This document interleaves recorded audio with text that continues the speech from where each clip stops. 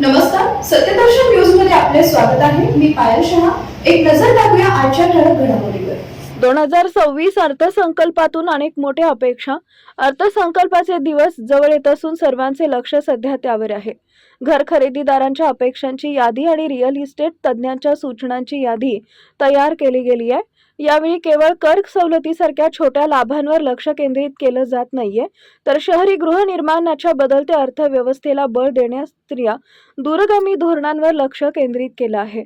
सामान्य लोकांपासून ते बाजारपेठेतील तज्ज्ञांपर्यंत प्रत्येकाची अपेक्षा आहे की सरकारकडे अशी प्रक्रिया असावी ज्यामुळे मंजुरीची गती वाढेल आणि घर खरेदीदारांसाठी सुलभ आर्थिक मार्ग खुले होतील.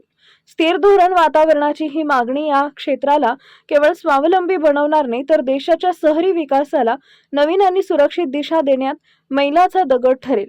1 फेब्रुवारी 2026 रोजी सादर होणारा केंद्रीय अर्थसंकल्प 2026 ते 27 हा अनेक अर्थांनी विशेष मानला जातो आहे.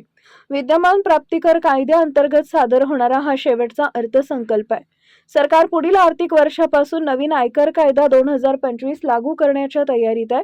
अशा परिस्थितीत दशकांपूर्वीचे कर नियम बदलतील, तर मग करदात्यांना या अर्थसंकल्पातून अनेक मोठ्या सवलतींची अपेक्षा आहे.